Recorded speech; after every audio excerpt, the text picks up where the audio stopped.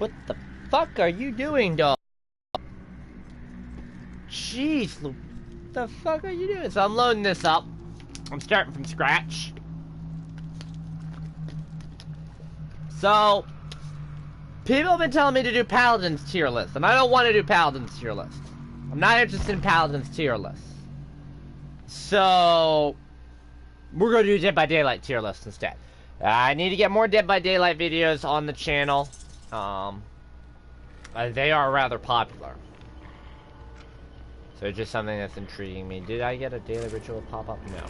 No. This is also a shout out to a friend of mine because they keep telling me that they keep getting on me because I bought this. I bought self-care in the Shrine of Secrets a while ago. And so I've been getting self-care gradually taught. Now this is my thing. They get on me because I cheated. I didn't get self-care the proper way. I didn't get Claudette up to 40. Right? I bought it again! I bought it again for 2,000 iridescent shards just to get 150,000 blood points and rub it in your face. Self-care. Self-care is in the Shrine of Secrets. So we're going to talk about tier lists today. So we are going to do both a survivor and a killer.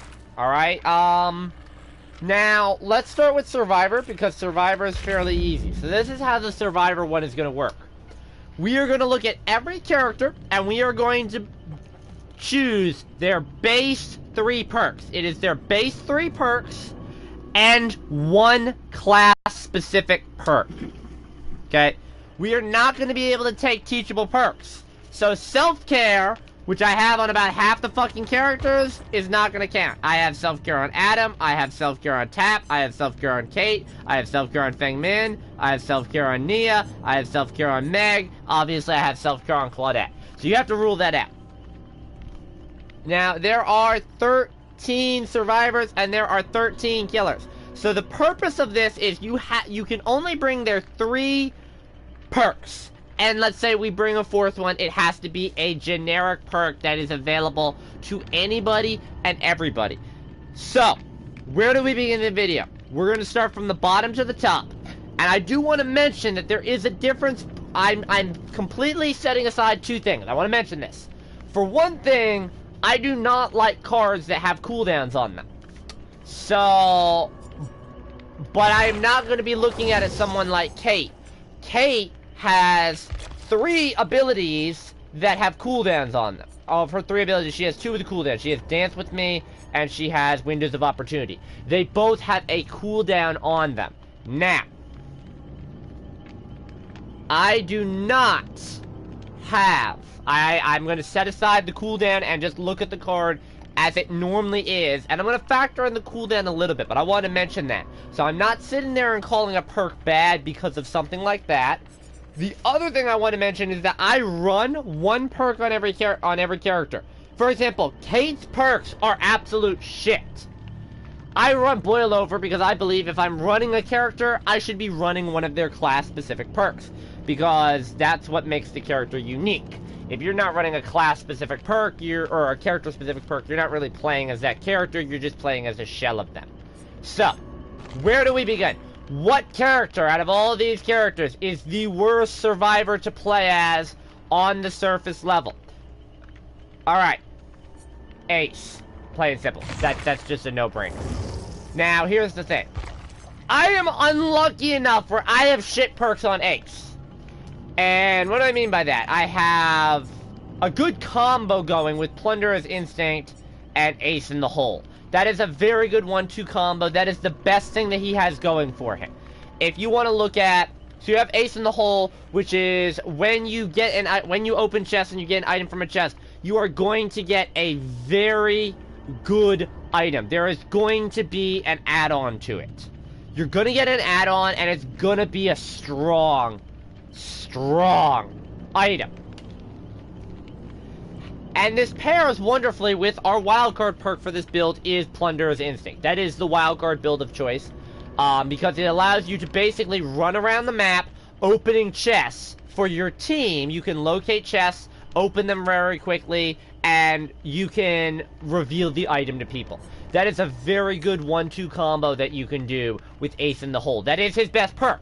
The problem is Ace's other 2 perks are absolute garbage. Now, I run up the ante and I run Plunderer's Instinct because I have them at a relatively high level, and the other things I have on him aren't very good. I don't like Spine Chill. I think it's rather unnecessary. I prefer Dark Sense instead. I don't run Deja Vu just because I don't have a problem finding generators. Deja Vu to me is a beginner type of perk, where if you have difficulty finding generators, the only one is on the meatpacking plant and on Leary's Memorial Institute. Those 2 maps where they're entirely indoors and it's very hard to find generators, I understand that. On any map, any outdoor map, even Haddonfield in the preschool where they're indoor-outdoor, no problem. I can find gens really easily on those. So Deja Vu is weak to me. I'm not a fan of Lightweight, because that's not a problem for me. I'm not a fan of Hope, because it's only when the AVKs are powered. I'm not a fan of Small Game, because it's not really effective. Spine Chill is better. And I'm not a fan of Premonition, obviously, with the cooldown on it, but... So I really have no other choice but his base ones. That's just a brief explanation of that. Explaining Up the Ante. Up the Ante is not very good. Now let me explain why. Now, at Tier 3, Up the Ante is a 3% bonus to luck for all remaining survivors. He is a survivor that requires his team to be alive to be the most effective. And this is important. This ability is completely outclassed. Because, remember that luck only affects you in really 3 situations. Getting out of bear traps, and getting off of hooks. It increases your survival chances, basically, in that. It's not effective for gens, it's not effective for healing, it's not effective for sabotage, it's none of that. None of that. Like, minuscule. First off, you can burn an offering that gives you a bonus for the entirety of the match. Whether it's a personal one or it applies to the whole team. And it doesn't take up an item slot. I could take it, if I got self-care, I would remove Up the Ante. Or Open-Handed, which we'll talk about next. Open-Handed is worse than Up the Ante. Up the Ante does have value, so let's look at it. Let's crunch the numbers real quick. So for every remaining survivor, it grants a bonus 3% chance to luck. That means that you can potentially have a 9% bonus chance alive. Now, looking at getting off a hook specifically, you have a base 4% chance, so you now have a 13% chance of getting off the hook. And you get 4 attempts to get off the hook, which gives you, I forget if it's 3 or 4 attempts, whatever. Let's say it's a 36 to 45 degree range, right? That's your percentage of getting off the hook with Up the Ante. Now, here's the problem with that. If there are 3 people alive to give you that bonus, why the fuck are one of them not coming over to help you then? Literally, the only use I really have for Up the Ante is if you're on your last attempt to struggle, like you've been sitting there waiting for somebody to come and nobody's coming, and then you try and struggle just because, you know, you're gonna hit the struggle phase in a minute anyways, so you're like, I'll attempt to escape now because I don't think anyone is coming for me. Then there's no harm, no foul, though, because you're gonna fucking die anyways, probably. If you have 3 people alive and no one are coming to get you, and that bonus just goes down. And to me, this is outclassed by Slippery Meat. Now, Slippery Meat is not a great perk. I'm not saying Slippery Meat is better than Up the Ante. I'm saying that Slippery Meat is a better choice in the situation. Slippery Meat gives you a 25% better chance at its top tier, at its tier 3, of getting out of the traps, versus Up the Ante giving you a bonus 9%, which goes down. Up the Ante is reliant upon teammates being alive. If your teammates are absolute garbage and they died, Up the Ante is useless to you. Another example is if you're trying to get off the hooks, again, you get an extra 3 attempts to get off the hook with Slippery Meat at tier 3, which gives you 6 opportunities to get off the hook versus Up the Ante. Up the Ante doesn't give you those extra attempts, it just means you can get off it easier. So it's not really great. The other thing I want to talk about is Open-Handed. Open-Handed is not very good because what it does is it increases the aura reading range of you and your team by 6 meters. And that gets maxed at 8 meters at tier 3. Why is this ability not good? It is useful for 3 things. It is useful for a broken key, it is useful for bond, and it is useful for empathy. The problem is it's not really useful for bond, because there's no real reason why you run bond if you're Dwight, other than trying to find your team so that you can hide in lockers near them. No, just kidding. It's really only effective because you're trying to find your team so you can work with your team. If open-handed it increases that radius, but it's only while you are alive. That's the other thing to note. Open-handed is effective on empathy. Great! But empathy at tier 3 allows you to see anybody that's injured anywhere on the map. So there's no reason to be running that unless you're a tier 1 or a tier 2 empathy.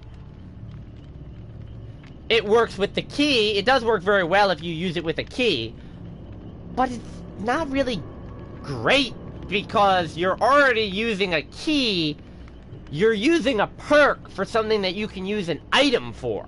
Or an add-on to that. The key add-ons are always in the freaking blood web. How many key add-ons do I have on Ace? It's an interesting question. So there's a broken key. How many add-ons do I have for it? Lo and behold, I have all these fucking add-ons for it. That's my point. You don't really need to do that. But yeah. It's not great. Going back to open-handed now, it will work with things like Lori. It does work with, Lori. But Lori doesn't need an ace to help her with open-handed. Lori needs Ace to fuck off and die so that Soul Survivor kicks in for her. Like, Lori players do not want you to run this. Lori players want you to die. And that's not anything against the Lori, that's just how her build works. So, there's Ace. Now, who is the next weakest character? Now, this is going to surprise you, because I like playing him. And he has really good perks, but they don't go well together. That is Adam Francis. Adam Francis is your next worst. Here's why. He has an amazing kit. His personal perks are good. He has 2 that I run, and I will continue to run them, and I love running them. That being Deliverance and Diversion. I don't like Autodactate, or however the fuck you pronounce it. That card is great with Botanic Knowledge. That actually gives you a boost to Botanic Knowledge, because of the fact that Botanic Knowledge increases your healing speed. So if you have Botanic Knowledge with this, that's a great 1-2 punch, because I believe Botanic Knowledge is a 30% increase in movement, so you actually remove that penalty, that progress penalty on the skill checks. So that's great. The problem that I have with this is that it's subjective. If you're not running Botanic Knowledge, it's not really effective. And for our purposes, we can't really run Botanic Knowledge. So, Autodactate is out of the question. That is your worst perk you can run. For a wild card perk, what I would run is Resilience or Unbreakable. I personally would run Unbreakable. I think Unbreakable is stronger on him, but it's kind of a toss-up. Resilience is good because of the broken effect on Deliverance. Unbreakable is good because it does give you the opportunity to free yourself. Unbreakable is one of those really interesting perks. You're not going to be able to use it very often, but generally when you can use it, it's very clutch. Personally though, why do I have him in this position? He has 2 very important perks that literally only work in one situation, and the 2 perks do not work very well together. Let's start off with the easiest to explain, which is Deliverance. Deliverance guarantees you 100% chance to unhook yourself if you perform a safe hook rescue. Now there is the problem with that. A, you have to perform a safe hook rescue. If you do not perform a safe hook rescue, Deliverance does not kick in. If you are the one that gets hooked first, Deliverance is null and void. You have to unhook somebody for this ability to work. And it has to be a safe hook. So there's 2 big variables in play on that. The second trade-off on this is this perk completely counters something like We'll Make It. because you cannot be healed. It completely undermines self-care. It completely undermines will make it. It completely mines any of those abilities because of the fact that you can't heal yourself for 100 seconds afterwards. Now, this is my tier 1. Obviously, if you get it up higher, you know, the chance goes down. But that is basically, you are injured and you can't do anything about it for an extended period of time. Now, that is where I do recommend resilience, because you can unhook yourself and go straight for a generator and start repairing on a generator and get that bonus. But it's too easy to counter. Basically, if the killer knows that there's an Adam in the lobby, he basically is going to target the Adam just to take out Deliverance as a perk on him. Like, that's really the key on a good killer knows how to prioritize targets based off of who is in the game. Normally, you want to get rid of Claudette first because she's got self-care. Sometimes you want to get rid of somebody like Jake because he can sabotage your hooks. But whenever Adam's in the lobby, Adam needs to be the first one to go because of Deliverance. If you can hook him first, you completely counter that ability, and it means that he can only run at 75% of his maximum capability. And that's where Diversion comes in. Diversion is a great survivability thing. Now, it is not hard to get it to activate. While standing in the killer's terror radius or the heartbeat meter for 45 seconds while not in a chase, it builds up that meter.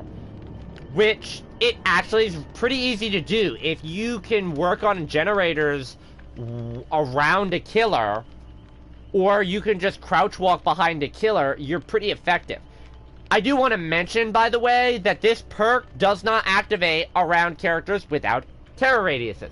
So, Michael Myers, stalking you, that's not gonna work, buddy. Freddy Krueger, if you're not in the dream world, that's not gonna help you, buddy. Nice job thinking that you're gonna fucking use a diversion in the dream world. Okay?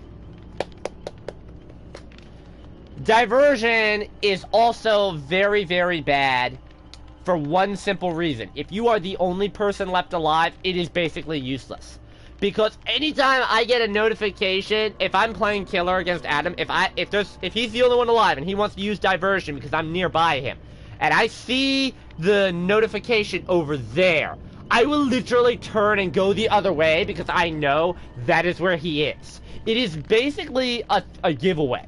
Diversion is only effective if you have multiple people. And you're basically, if you're playing Adam Francis, you're saying fuck you to your teammates, you're throwing the pebble, and you're saying, they're over there! They're over there! It also doesn't work if you are near a generator and you throw the diversion, it doesn't work. Because if I'm playing killer, and I'm not the best killer in the world, but I know how killers work, I'm gonna walk right over to you, I'm gonna say hi, and I'm gonna smack you in the face. Because I'm not buying that there's a fucking skill check over there in the middle of nowhere because you're right near a generator. That doesn't work. Do not use diversion near generators. The problem is that diversion is actually something that's good for the killer. Now, if I say diversion is bad, why do I run it over something like Dark Sense, especially where I have purple Dark Sense? I run it because of the fact that it is effective in situations. It is effective in a full team. I will actually use diversion as a way to distract a killer from chasing somebody. If they're about to go after somebody, I will try and do the diversion to keep them. Sometimes I can get dumb killers into ending a chase, because most killers, when they get a pop-up notification on their screen that, hey, somebody failed a skill check, they'll stop and they'll like take a split second to decide if they want to do that. All in all, though, his kit is not very effective because of the fact that it just doesn't mesh well. There are a lot of great abilities, but they don't work well together. So who is your next worst? And that has to be Kate. I know, that's another DLC character. Now, as much as I like playing Adam Francis, I do see his kit doesn't work well together. She technically has a very good kit. She's basically a slower version of Meg. She's a bit slower than Meg, but she has generally the same kit. It's basically a combination of Meg, Nia, and Feng Min, if you look at the perks that they have. The problem is she doesn't necessarily have the right combination of perks. Boil Over is not a good perk, but in my opinion, it is the best perk, and I have gotten use out of it. People tell me Boil Over is shit. In high-level play, it's absolute garbage, but I've been a level 12 and a level 11 before. I don't have any problem using Boil Over as a level 12 and a level 11. The only reason why I'm down to 14 is because they reset my rank from 12. I was at about 12, halfway to 11, and I dropped down to just 15. And I've been working my way up steadily ever since.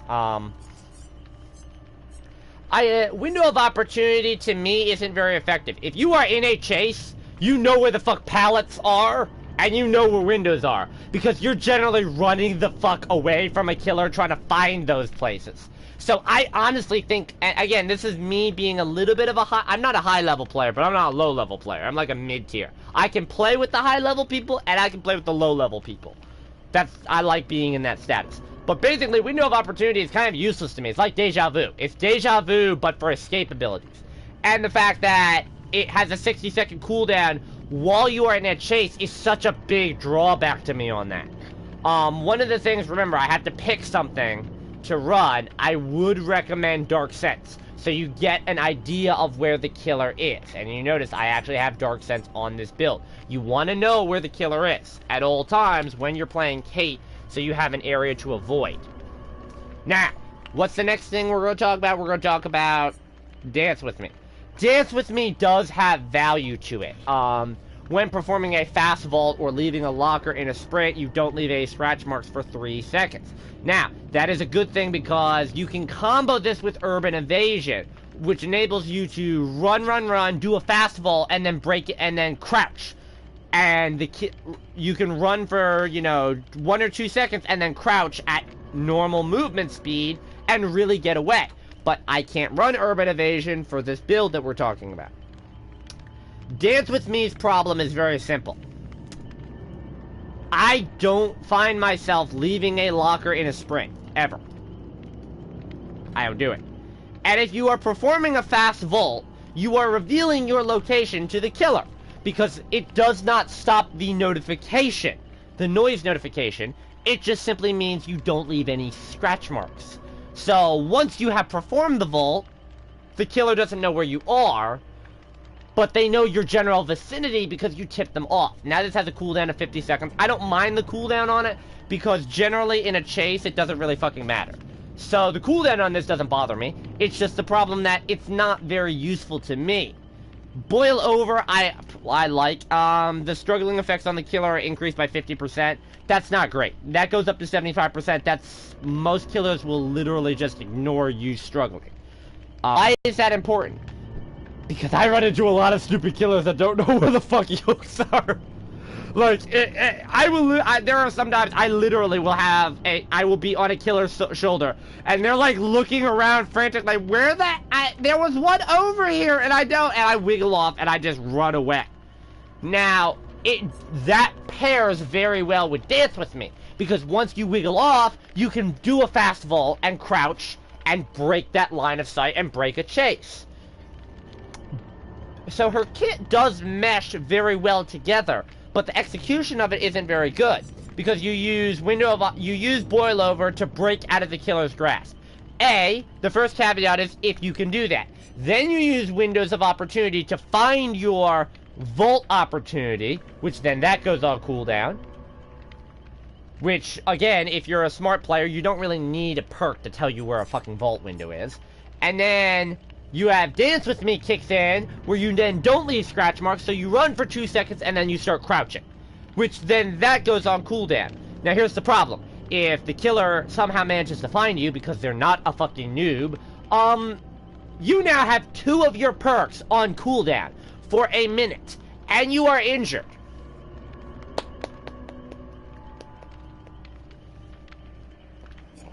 Nice shot. That's why her kit doesn't mesh very well. Now, who is the next worst champion that we are going to be talking about today? And that is Dwight. I like Dwight. I really do like Dwight, but his kit is not very strong. Looking at Dwight, now I do run all of his perks. Now, part of that is because I don't have very good perks on him. I run Leader, Prove Thyself, Dark Sense, and Bond. And I think it's very important to run those. If I could get Object of Obsession, I would run Object of Obsession, believe it or not. Dwight is basically a surveillance expert. He uses Bond to be able to surveil the whole team. Now, I have this maxed out, by the way, just to let you know. That is 36-meter range. That is the equivalent of a killer terror radius. Killer terror radius is 32 meters. This is 36. So basically, you have a terror radius for your team that you can reveal them. Why do you want to run that? So you can locate people and you can use Leader and Prove Thyself. Prove Thyself is not great. Basically, you get 3% increased speed for every survivor that is nearby. So let's say you have one survivor nearby, that's a bonus 3%. And that's the same as a tier 1 resilience. But you don't have to be injured for it. The reason why I run Prove Thyself is Prove Thyself and Leader go very well together. The problem is Prove Thyself and Leader don't go very well with about everything else. Prove Thyself, Leader, and Bond work together as a 3-stack incredibly well. Dwight's weakness as a character is that if you are doing this thing, like I'm saying, where you have to run a non-character perk, he's fucked. He has no way to heal himself other than medkits. He has no way to sustain chases other than that. He is slow as hell. He has no escape tools. He has no stealth abilities. He has nothing. He is good at finding his teammates, and that is it. Now, he does boost his teammates. Now, Leader is very strong because being near other teammates boosts their abilities.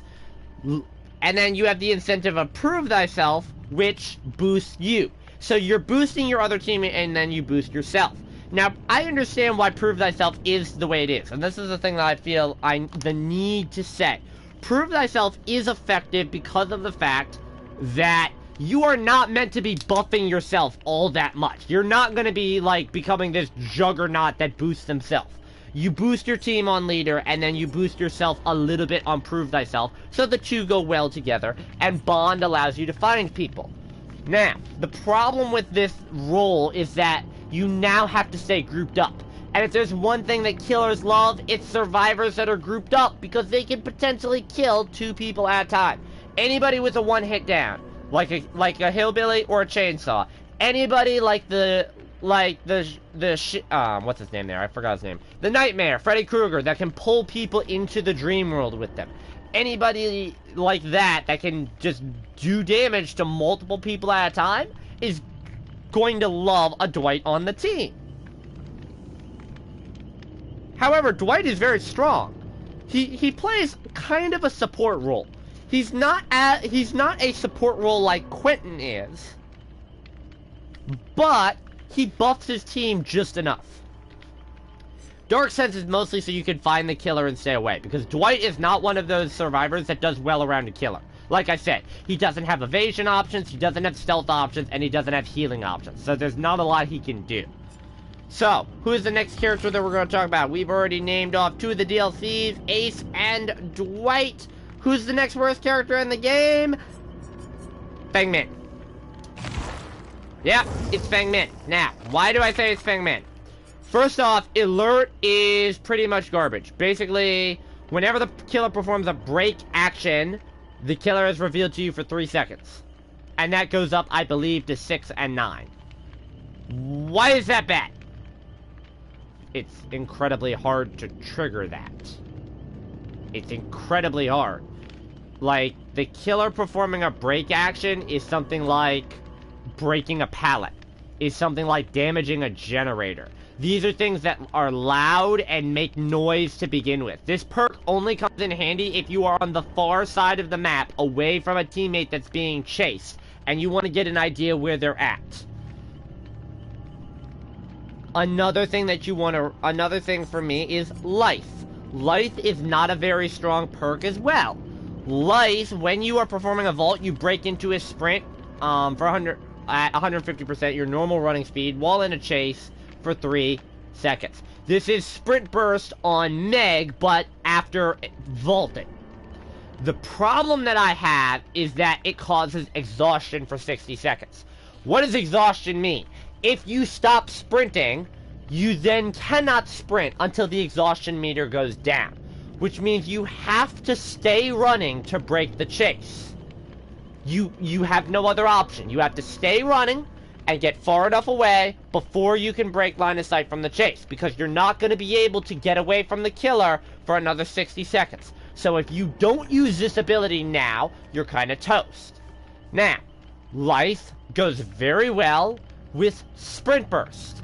Life goes very well with Urban Evasion. Life goes very well with a couple of other perks, but they're all on other characters. They're all teachables on other characters. They are not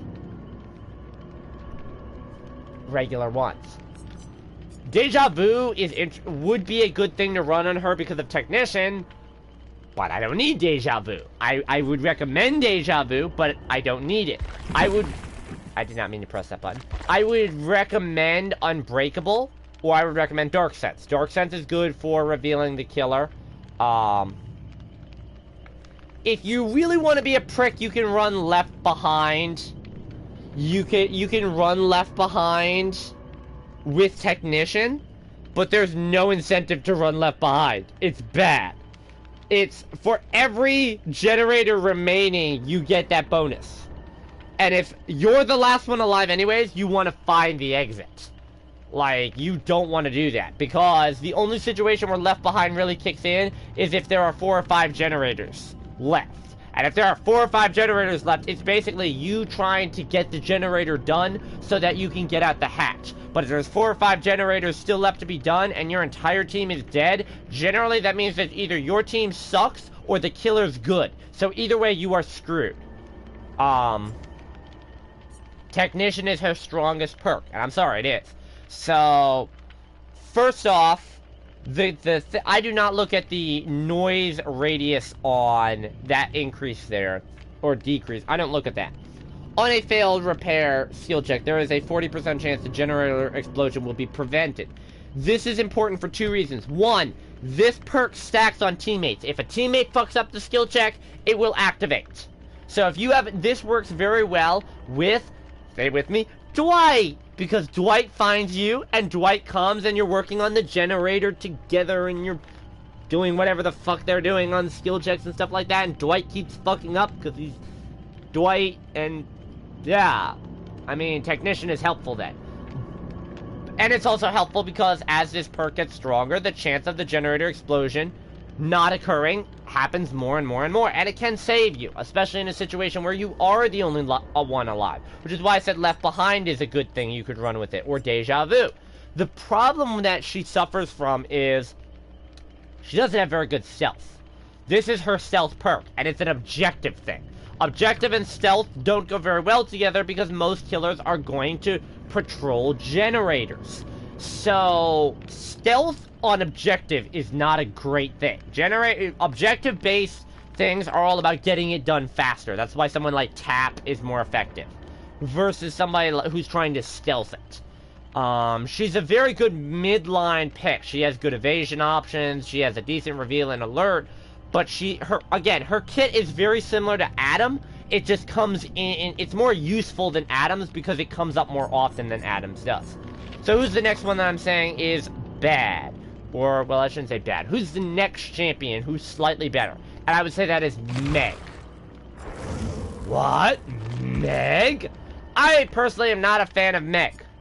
I don't like Sprint Burst. I don't like the fact that it causes exhaustion for as long as it does. It causes exhaustion for 40 seconds at the purple level. At tier 3 level, I should say. Why don't I like exhaustion? Why don't I like Sprint Burst on her? Yes, it's good for evasion purposes, but the fact of the matter is you have to hope and pray that you avoid the killer long enough for you to actually let that exhaustion timer go down. Now, Sprint Burst, her kit is very well put together. Believe it or not. You have Sprint Burst, you have Quick and Quiet, and you have Adrenaline. And they all go very well together. And Hope is a generic perk. It is very good on her. Even though it's a shit perk, it's very good on her. Because you get that haste effect so that you automatically move faster for 2 minutes when the exit gates are powered. That's great. The problem is the fact that it only kicks in when the exit gates are powered, so it's not really great. Adrenaline is a lifesaver for me. I love Adrenaline. But I don't know. That's the one perk that I've run with her is Adrenaline. Looking at the rest of her kit, I'm not a fan of Quick and Quiet. Vaulting over obstacles and hiding in lockers, it reduces, you know, the range and the radius, but it basically has a 30-second cooldown on it. It can only be used once per 30 seconds. The disadvantage to that is if you are in a chase and you need to rapidly go in and out of vaults and stuff like that, vaults and pallets and that, it's really not effective in a chase. It's not effective in a chase. There's no real reason to use it. Like, Sprint Burst is more effective, even though it causes the exhaustion, because it actually lets you go fast enough to break line of sight, and hopefully you can get away from the killer. It works very well with Lice. It works very well with, Urban Evasion, like I've said before. Urban Evasion is one of my favorite perks. But it's just not good on its own. Now, I like Adrenaline. Adrenaline is an interesting one because this has saved me. Healing 1 health state. If you are down and the killer has not picked you up and someone completes the gens and the exit gates are powered, boom! Your ass is up! Go! Run! Get the fuck out of here! That's why I like that. Because of the fact that it counters Freddy because it wakes you up. B, it counters killers that don't pick you up right away because it heals you if you're down, and if you're injured, it'll heal you. And if you're injured and it heals you, then that allows you to activate Sprint Burst. No, by the way, Sprint Burst and Adrenaline do not stack on top of each other. The only thing that's really annoying is if the generators are powered and you start running towards the generator, it activates it. So basically what happens is you cannot run when the exit gate has been powered. You need to wait until a killer is definitely chasing you and then run. It does cause the exhausted effect, but the payoff is you can heal yourself with it. This is a massively important perk for me because of the fact that you can revive yourself. Without Unbreakable, you can revive yourself if your team is gen rushing and you decide to be a distraction. This is what makes Meg so effective on a distraction build with Sprint Burst and Quick and Quiet and Adrenaline, is if the rest of your team can gen rush and you get downed as the exit gate is powered, you're back up again and you can run. So it is very effective in that situation. But her kit as a whole is midline. It's really mostly for being a distraction. Now we're going to get into a bit of the higher tier survivors. The next survivor that I do want to mention is Dwight. We're going with Dwight next. No, wait, we're not. We're going with Asian Dwight. We're going with Jake. That is not at all racist. Don't you fucking laugh at me. Basically, Jake has one good perk on him, and that is Saboteur. Saboteur is effective in every situation because you can basically sabotage a hook. If you are a smart Jake, and you know that Saboteur is fucking useless in the long term, basically you use it immediately. You use Saboteur, you sabotage a hook that is right near you. You need to sabotage a hook that's right next to you, and then you work on the generator. Because that's it. By the time you're done with the generator, you then go to the next generator, and you undo the hook that's around that generator, and you do it again. Because the hooks will randomly just reappear. And yeah, you know, it stays broken for an extra 10, and it goes up to an extra 30 seconds. Boo hiss woohoo, no big deal on that. It's mostly the fact that you can sabotage. Like, literally, I do not use a toolbox for sabotaging hooks at all. I use a toolbox to get generators done faster. Because I like to gen rush. So, for me, Saboteur on Jake is very important. The problem is that perk does not go well with the rest of his kit. I run Resilience on him. I think Resilience is the perk that you want to run because of the fact that Resilience allows you to work faster when you're injured. And that goes well with the rest of your kit. Resilience is kind of the bridge between Saboteur and something like Iron Will. Iron Will used to be garbage when I first came in. But Iron Will is actually a relatively strong perk now, where it's just Grunts of Pain. You reduce the noise that you make from Grunts of Pain, no big deal. If I play a killer, I'm not listening for grunts of pain. I'm looking for blood, and I'm looking for running marks, and I'm pretty much, okay, where would I go if I was injured and I'm a survivor? What would I possibly do? I couldn't possibly fathom running around a corner and trying to heal myself. Iron Will's not that strong. Calm Spirit is a sleeper pick. It is not very good, but it is effective in certain situations. First off, it completely counters the birds, so anyone that runs the one where the crows reveal your location is shit out of luck. This also counters things like, this also counters other things. First off, it counters the doctor completely. It counters, to a certain extent, it counters the clown, and it counters the huntress if she's got add-ons on her hatchets and stuff like that. Basically, you don't make noise from things that you should be making noise from. So it's very nice. It lets you stealth a lot. It makes him a little bit of a lone survivor with Saboteur and Calm Spirit. The problem is you have something that's objective-based, like Saboteur, which helps your team get from getting hooked. And then you have these two in Iron Will and Calm Spirit that are these stealthy, sustained combos. And they play very well with resilience. You want to take that hit, somehow break line of sight, stay injured for the match, and just go around working on gens. The problem is it's just not a very good combination. You don't want to get injured at the beginning of a match because generally the killer is going to have the advantage if you're injured. You're not David King. Although Calm Spirit on David King or Iron Will on David King is very strong. But again, we can't run those builds. Alrighty, who do we have left? We have Claudette, we have Nia, we have Lori, we have Tap, we have David King, and we have Quentin. We got 6 people left. Who is next? The next person up on the list is gonna be Lori. Now, Lori is the hardest character to play, but she actually has the most beneficial kit to her. Lori plays the best around being a very objective-based survivor. She is very effective at basically being the UAV for her team. Using Object of Obsession, you know you're going to be the Obsession. There's no reason not to run Object of Obsession if you are running Lori, because you're going to be the Obsession no matter what. So, just fucking run Object of Obsession. I see noobs that run, like, Decisive Strike off the bat. Decisive Strike is not as helpful as you would think, believe it or not. Basically, Object of Obsession basically turns you into the UAV. I'm gonna keep saying basically, I guess. Basically, you can see the killer at a range, which is good. You can basically track for your entire team. If your entire team is on microphone, not Michael Myers, you can track the killer around the map, which is very good.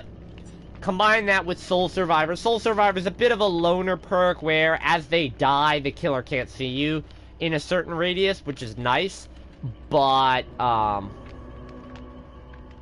it's not...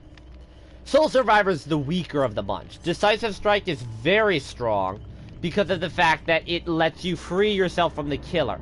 The downside is, A, the skill check can come at any time, and it's randomized. And there are ways that killers can counter it. For example, Ruin completely counters Decisive Strike. If there's a Hag on the team, Hag counters Decisive Strike. Because you cannot do that skill check because of Ruin. So, congratulations. That fucks you over. But it is nice. It is once per match, too, which is another downside. It's not very effective. I think Unbreakable is a strong perk on her. Unbreakable is her strongest perk. And you'll see how I run this build. And the reason why you do that is, it gives you a couple of options. One thing is, you want to run Unbreakable because of what I like to call the Jiggle Drop. The Jiggle Drop is, you know, you run Decisive Strike, so the killer knows that they need to keep dropping you up and down to avoid that Decisive Strike.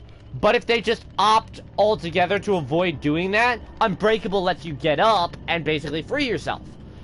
Especially if another teammate is somehow able to come over and bail you out when they're trying to dribble you, you can use Unbreakable in between to get up faster.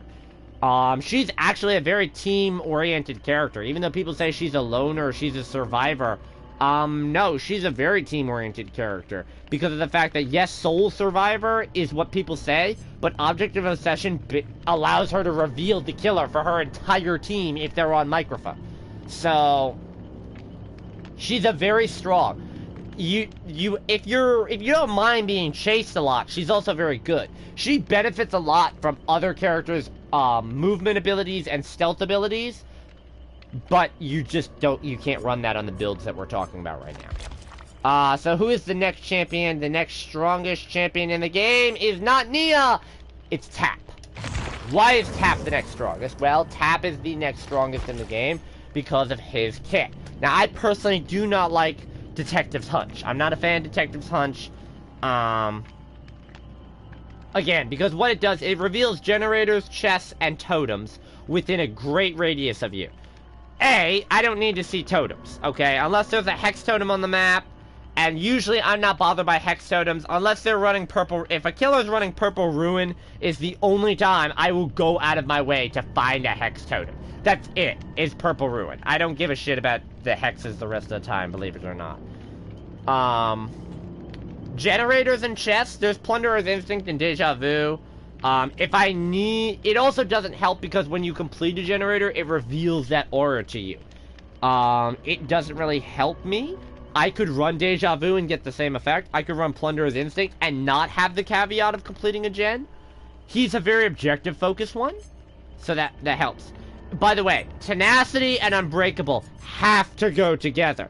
The fact that Unbreakable gives you that bonus recovery speed, plus Tenacity, which gives you that bonus recovery speed, and you can crawl away from the killer at the same time. You can only use it once per match, but it's very effective as a combo. No Mither's also another good one that you can use just because of that same fact. And then another one is Stakeout. Stakeout is incredibly effective. Stakeout and Diversion. Oh god, those two are great together. Because Stakeout is something that generally you're going to fill up your meter on Stakeout by working on a gen near the killer, which will do the same thing that Diversion does. The difference is it has a lot shorter time to fill up than Diversion does. You get the 2 tokens. The disadvantage of Stakeout is you want to use it on generators to get generators done faster. Stakeout, by the way, is also a very good counter to Ruin. And that's the funny part. He has the kit to counter the Hag, believe it or not. Because of the fact that you can actually perform those hex skill checks by just performing good skill checks and using up your tokens. So he's very effective at countering. The disadvantage to him is he's entirely an objective-based champion. He's very good at going after objectives and getting objectives done. He's just not very good at anything else. Well, besides recovering. It's like, you thought you killed me. I'm back, bitches. Also, for whatever reason, Tap gets targeted a lot in games, and I don't know why. I get Claudette and Adam, but the problem for me is, like, there's a lot of racist killers in this game that just go after the black people. I want to mention that. So who's your next? So we've got David King, we've got Quentin, we've got Nia, we got Claudette. Next strongest is Nia. Nia is incredibly strong. People don't realize how strong she is. She has 2 of the best perks in the game, in my opinion. 2 of the top 5 best perks in the game. What? I know, right? Let's start with what perk is not great. That's Balanced Landing. So, it reduces the stagger duration from falls. That only affects double-decker maps. Well, I shouldn't say double-decker maps. That only affects maps where you have to continuously jump out of second-story buildings.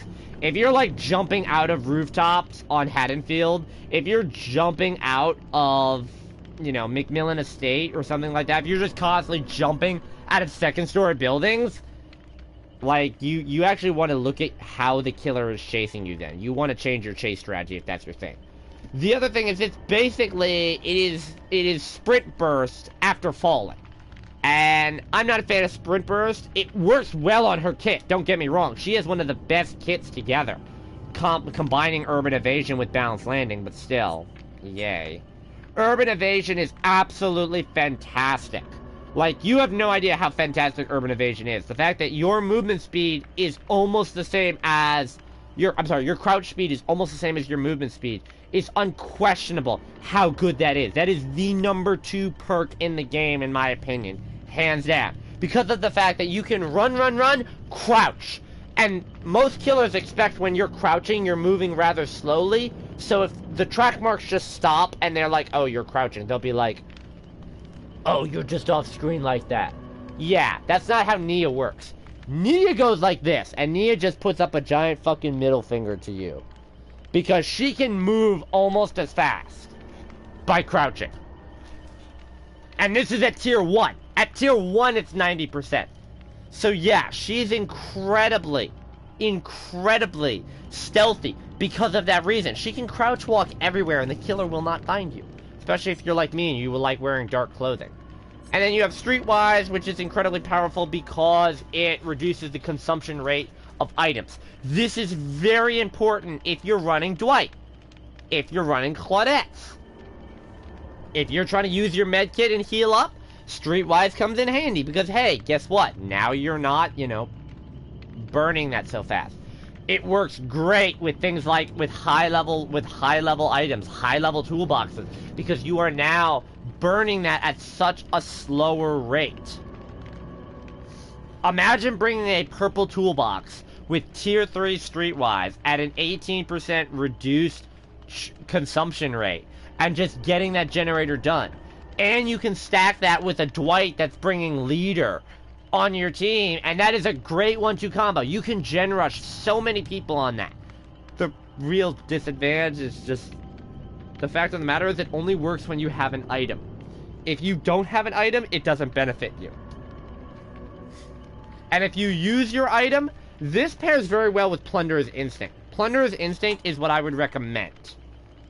Because of the fact that once you've used that item up with Streetwise helping you, you want to find another chest, find another item, and then do it all over again. Doesn't matter what the item is, you want to just do it. Now we are going to talk about the next strongest character in the game, and that is Quentin. I know! No one was expecting me to say Quentin is #3. Quentin is the 3rd best character based off your perks. Why is that? Well, because Quentin has 2 of the best perks in the game. He has 2 of the top 10 best perks. Let's talk about the perk that you don't want to run. Wake Up. It's not great. It doesn't have a very large reveal radius. 32 meters is a terror radius. That's at tier 2. At tier 3, it's a little bit higher than that. I think it's 48 at tier 2. I don't care. That's not enough for me. The real reason why you run Wake Up is because you'll open the exit gate faster. First off, I do want to mention, while opening the exit gate, reveal your aura to other survivors within that radius, but you can hear it. You don't need that part. That whole sentence can go. You don't need that. You can hear. If you're within 32 meters, you're going to hear that of the exit gate being opened. That's not a great thing. What makes him so effective is Pharmacy and Plunderer's Instinct is a very good combo. Now, Ace and Plunderer's Instinct is a very good combo as well. The difference is, Ace doesn't know what the fuck he's getting with that combo. Quentin gets a green medkit. A green medkit is the equivalent of 2 self-heals in most cases. And if you can run Streetwise on it, or if you can run Botanic Knowledge, you can get 3 or 4 uses out of that 1 medkit. I don't have to go into the game at all as Quentin with an item, because I'm going to use Plunderer's Instinct, I'm going to find a goddamn chest, I'm going to open it, and I'm going to get basically 2 free self-cares out of it. So it's a knockoff self-care. The other advantage is the 80% faster opening on chests. And the noise and you make less noise. That 80% opening chests faster is pretty surprisingly helpful. If that was, I would prefer that was actually on Plunderer's Instinct to make it a bit more viable. But yeah, that's a great 1-2 combo because it gives you a sustain option. Not only that, having Pharmacy with Up the Ante and Plunderer's Instinct makes you the ultimate. You're better on it than Ace. Pharmacy is critical on Ace because of the fact that it literally gives you a sustain option at that point. This is his version of self-care. The other thing that I think is very important that people overlook is Vigil. Vigil turns you into a support character. You are a medic of sorts, because anyone within a certain range of you excuse me, recovers faster from exhausted, from hemorrhage, from mangled, from hindered, from blindness. All of these status effects that the killers put on you, you recover so much faster from them being around Quentin. That 20%, the range on it's not very big, but what really matters is Quentin is able to find a teammate that's being affected by that. Not only can he heal you because he has a medkit at almost all times with Pharmacy, able to remove these status effects from you. So, if you're somebody that runs Dead Hard, that runs Sprint Burst, Adrenaline, Lift, any that cause you to be exhausted, Vigil is very important because you recover from that effect faster. So Vigil is another great perk that you want to be a teachable perk, and it turns him into this ultimate support type of character. He has a way to heal himself, he has a way to sustain his team and help them rapidly recover. Number 2 is David King. I think David King is absolutely one of the strongest characters in the game. In my opinion, he is the number 1. He is the best character because of how well his kit stacks. The undisputed that one perk, that one generic perk you want to run is Resilience. And let me tell you why. You want to run We're Gonna Live Forever, you want to run Dead Hard, and you want to run No Mither. No Mither is going to cause you to start the game injured. People say, well, why would you want to do that? Because now Resilience and Dead Hard are automatically active at the start of the match. The killer is behind you, fuck you, start running, activate Dead Hard, you can avoid him. You can recover at any time. It is basically unlimited, unbreakable. Now, you don't recover faster, but that's fine. Also, it makes it easier for you because you don't leave pools of blood now. So it's one less way for the killer to not track you. It stacks incredibly well with something like Iron Will, which reduces the amounts of noise you make from your grunts of pain. Although getting No Myth or higher will do the same thing. Getting it to the next level will do the same thing. It just doesn't matter. The real advantage is Dead Hard. Activating Dead Hard. Oh, you wanted to roadie run me, Mr. Hillbilly? Fuck you! I got Dead Hard! Like, the fact of the matter is people are like, it doesn't give you any movement speed. I don't need it to, though. I use it to avoid insta-dance. Chainsaw killers like Leatherface and Hillbilly, and Mike Myers. Mike Myers in tier 3. Dun-dun, dun-dun, dun-dun. I'm gonna one-shot you! Oh. He has Dead Hard. Yeah! It's not great. It's not a fun feeling. I actually hit my nose there pretty hard, damn. But the big thing is you can basically just run away and find Resilience. Now, where the kit really is interesting is No Mither doesn't go very well with We're Gonna Live Forever.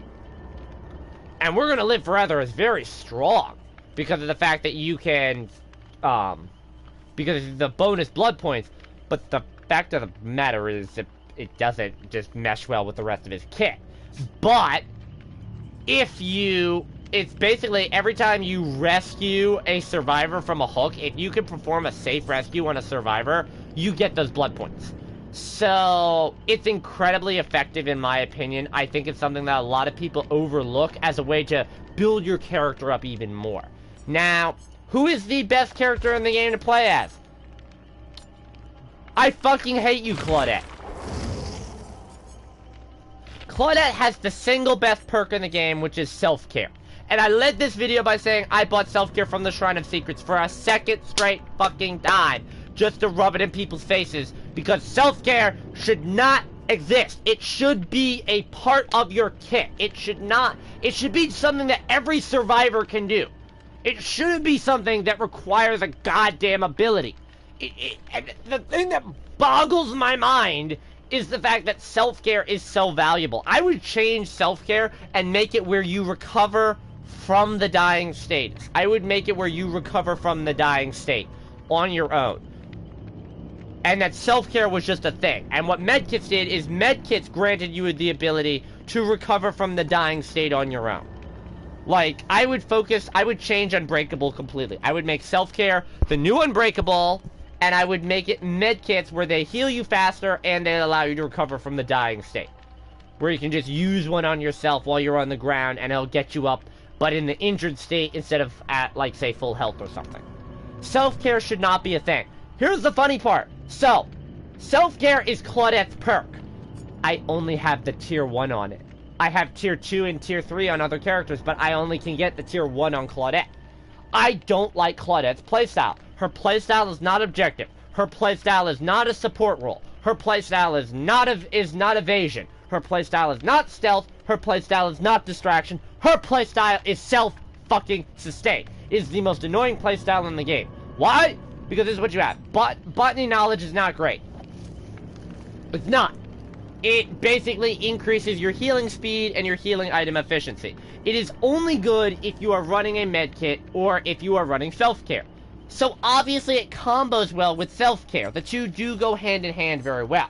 The difference is botany knowledge is not, like, great.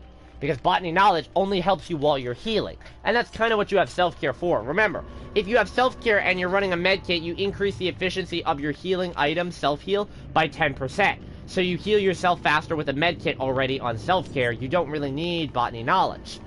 Botany knowledge is basically for healing others. Which, then again, like, that's it. Empathy is fantastic because of the fact that empathy allows you to see dying or injured allies' auras that are revealed to you. I love how it says empathy does not reveal auras of allies when they are in the killer's direct contact. That is absolute bullshit, by the way. I use empathy and I can see when a killer is chasing you. Like, plain and simple, I can literally see the killer if they are chasing you. If they're close enough to you, I can see you. So that's bull. Empathy at max value, you can see anyone on the map. It removes that 64-meter radius. So it's very good for acting as a UAV. But the thing is, if she's very good at healing other people, why the hell is Claudette not good at healing other people then? I mean, to be honest, if you remove botany knowledge and you remove self-care, okay, so you just look at empathy at face value. What is empathy? It's bond on injured allies, but with a larger radius. There's no real reason to run empathy if you're not running the other two. Empathy is great to see people who are injured, so you don't have to sit there on the mic and go, "Where are you? I don't know. Where the fucking help me? I can't hear you. What?" That's kind of what it sounds like, trying to find somebody that's injured. It's like, "I'm standing at this landmark. Come find me." Why do I have to come to you? I'm injured. You come to me. Well, I'm not running empathy. Well, that's too bad then. But her kit, the only reason she's number 1 is because of fucking self-care. I'm sorry. It is the undisputed number 1 perk in the game. It's available in the Shrine of Secrets, so for the next 7 days, you fucking spend your goddamn iridescent shards on self-care, you fucking pricks. Do it! Because I'm tired of people. I love seeing Claudettes, by the way, that don't run self-care. I'm like, what the fuck is wrong with you? That is your perk. That is the one reason why people play you. Nobody plays Claudette because they go, "God, botany knowledge is so OP. Oh, yeah. Oh, twist my nipples. I love botany knowledge." Nobody says that. Nobody says that. I literally run botany knowledge because of how good it is with self-care. And that's it. It's not good with anything else. It's good on autodactic, but I'm not gonna fucking buy botany knowledge out of the blood web and have it as a teachable perk just on the one chance I'm gonna get on fucking Adam. I'm not gonna do that. That's a load of BS right there. Especially because I know I'm gonna get on, like, Meg and Nia and all these other people I can't use it on. So, I am not running killer, by the way. I just wanted to mention that. We're not doing the killer video. Thank you guys for watching. Bye.